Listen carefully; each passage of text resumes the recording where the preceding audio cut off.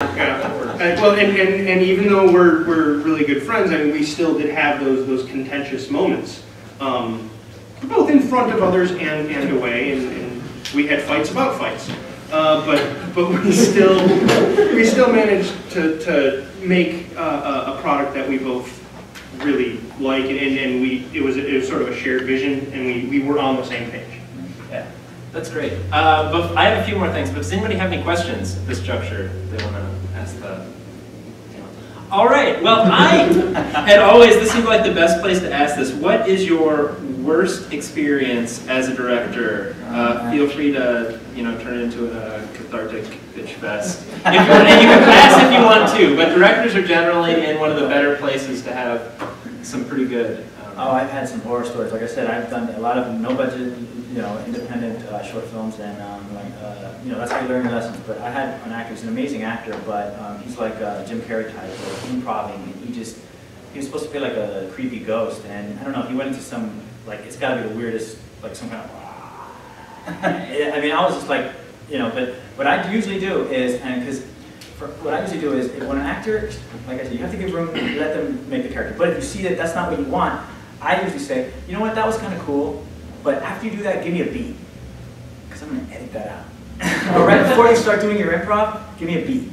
Because, but if it's awesome, then maybe I won't. Sometimes I've actually said that to somebody, and I go back in the editing room, and you're like, you know what, actually, now that I see it from, I wasn't in the moment from this point of view, from the editor's point of view, actually that works. And I end up going with something because it was natural. He felt the moment, he went with it, not in the case where the weird, but in other cases.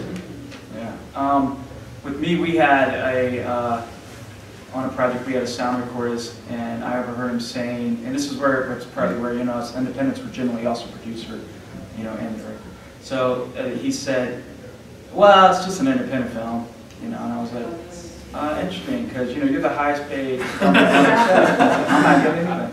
So I had to pull him aside, we had a very frank, come to Jesus moment right there, but, which was a difficult conversation to have, especially when it was early on in the set and we had like 30 more days of filming. And then I also had a very strong DP another time where, you're dealing with a big crew, a lot of people, and they're looking at you, the director, as the voice of the film, the vision of it, and the DP is the director of photography, he's operating the camera and stuff many times, is challenging you with that vision. Or no, we really can't do that. And it's just like, well, move out the way because I'm going to grab the camera, and we are going to do that. Some of those things, and those are the hardest. That conflict, that on-set conflict, and how to resolve those things. It's that whole professionalism. It's nice when you're paying them because then you have leverage. It's hard when you're not paying them because the leverage is minimized. And you're always, I think, as the producer side. If I was a director, it's like, well, dude, you're out of here. But as a producer side, you're like, oh gosh, what if he does walk in? We have no one else. We don't have a film, or he shuts down production. You're terrified of those things. But yeah, it's the whole professionalism. But those are definitely some nightmares where it kept me up at night. How was the sound on your first? Yeah, it was phenomenal. We ended up going with a post-production sound house that when they were great, and they said, man, whoever did your sound on set was amazing. I was like, it scared me. Yeah, that's one department where they could really screw They could mess you up, like, oh, it's good, I don't have any really great horror stories as a director, but I get like 5 or 6 awful stories when I AD something. Yeah, hit us. Well, essentially, and this goes back to the whole acting thing. I was working on this feature. I'll leave the names out of it, but the director he was a first-time director, Trust Fund Baby. He had no set experience, no performance background, nothing. And he just knew people with money, decided he was going to buy It's greenlit. Yeah, it's greenlit right off the bat. And he directed his actors like they were props. And the lead actor was this guy from New York who was the very method Daniel Day-Lewis, Christian Bale thing. And on the first day of shooting, he was directing his friends who agreed to do the movie, and he was directing them like props. And I told the line producer and the executive producer, I pulled them aside. I was the first AD, and I said, he's not going to be able to direct main actor this way. This is going to be really, really bad. And for as professional as he was, our lead actor lasted until day 26. and then there was a blow up, That's and in nice. 10 hours, we got 2 shots. The thing just collapsed. I mean, it just totally imploded. The director and the actor were no longer speaking terms, and it was decided that I was going to direct the last 4 days of the shoot. Wow. The director would be on monitor, and he would just give me thumbs up or thumbs down. He was designated producer. Yeah, that's a good horrible one. After 26 days, the producers we had a great crew who were capable of Yeah, so good much job. more than the director. And the very next day, to get us back on track, we shot 9 pages. After 2 shots in 10 hours, that crew turned around with a different director and just got 9 pages out of the way. And then you look at the poster later, and it's a da-da-da film or something like Yeah. that. You're not there. I would never want my name on that. It was a writer-director, so just no way out of that. My darkest hour, we were shooting a massive war scene out in the middle of the country, miles away from anything, in the middle of this dried out lake bed. And we had about 100 historical reenactors with us to help us out. And there was blood flying around and mud, and it was been 30, 35 degrees, which I'm not sure what is. Maybe someone knows how to do calculations. 90-ish. Okay. So they're in chainmail and helms and all the rest of it. And we'd been shooting for 3 days, and on the last day, 30 of them had done. Like, yeah, cool, this was fun. I mean, everyone was working for free. So they were done, they had a long drive ahead of them, and they decided to go home. So watching these guys just across the field, I had a breakdown, essentially is what I did. My brain shut down because we had a whole heap of other stuff that we needed to shoot, and I wasn't quite sure how we were going to do it, especially after we had put so much effort into it. So the first thing I did, recognising the state of my brain, is I told my producer and a couple of other key people that needed to know what was happening with my brain. And then I essentially removed myself from everybody, just so no one else knew that I was having a bad time, and just creatively tried to rework the shots in my head in a way that you could give the illusion that stuff was still happening. Even though I didn't think it was going to be possible. Half an hour later, sorted, got the shots, was better than had we have had the historical reenactors hanging around. Nice. Yeah, your creative juices get flowing when you get pushed in. Yeah, obstacles, creativity, obstacles force creativity. Yeah. Sweet. I had to direct a lot of puppets. I told you. Well, that's actually harder than After eyeballs falling off. It was actually, but the hardest thing was, what? There's people in the puppet. Oh yeah, well, and the people we got were actually a lot of friends and family. I mean, yes, the more professional, the better work you're going to get, and it very much shows. And so directing your dad on how to make a puppet's mouth flap properly, he would alternate between chomping on his words and then just flapping his hand as crazy as he could get. And we filmed for what, 2.5 months? The shoot was so long. He never got it right. He never left. He stayed. He was there every day. Always laughing. Yeah, and I made, we didn't come to blows over it. So he ended up getting relegated to more of you just have a guy who stands in the background. And you still just sit there and You're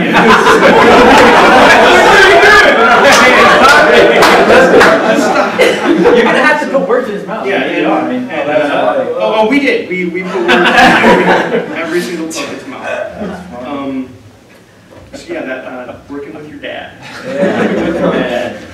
So we had a lot of people touch on dealing with strong personalities, and that's one, that and the weather and the money and everything else are your big problems. But do you have any other advice on dealing with strong personalities? If I know if you've already kind of exercised that. I would say just, I think strong personalities are great.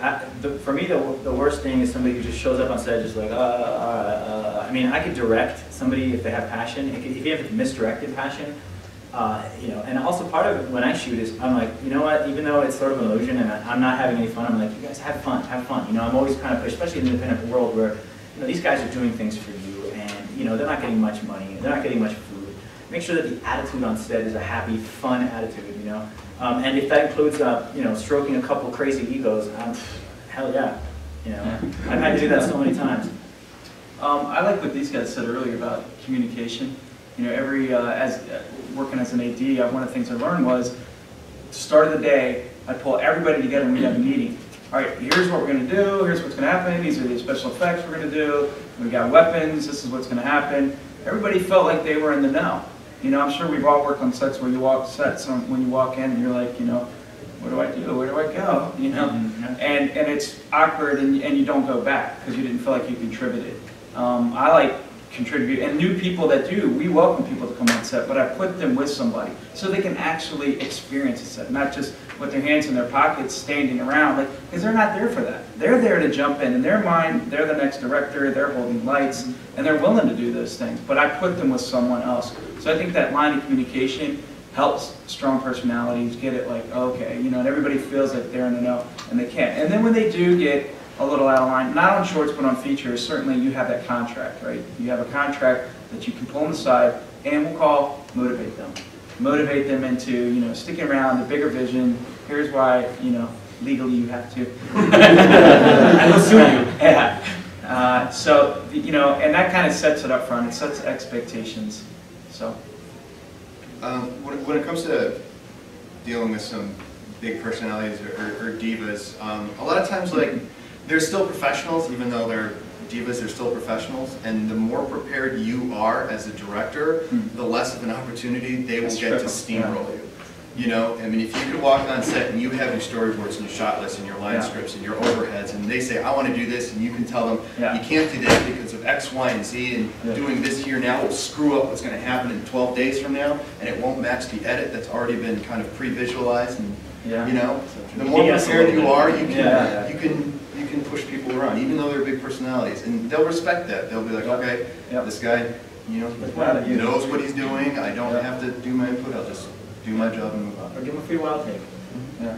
Yeah. Or you tell them to take a beat before you say that. Just tell this DP to not roll on this one. But if you can recognise the strong personality before you've actually cast or crewed them, don't use them.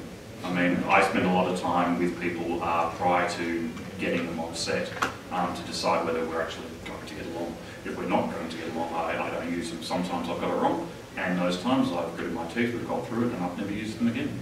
It's that simple. Similar. I had a voice actor who, early on, I thought we were going to get along really, really well, and then as we were doing takes, he started getting snippy and cutting me off and things like that. And so that's kind of what I did. I ended up, well, okay, you're supposed to do all of these parts. I mitigated it and I wrapped it early and then assigned those parts to someone else.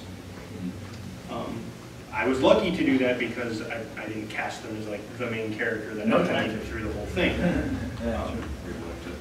That wasn't your dad, was it? Does anybody have any questions right now? I didn't see any hands pop up, just wanted to check. Let's start down there again. Okay. Give me another shot. Okay. How about thoughts on directing for the edit? Like, how closely do you direct for the edit? How much leeway do you give? Just general impressions. I know it depends project to project. Sure. We took a lot of takes for some things, like a lot. But it's all digital, so that's what I chalked it up to, and kind of messed things up with some people. That wasn't as funny as I was hoping it was going to be.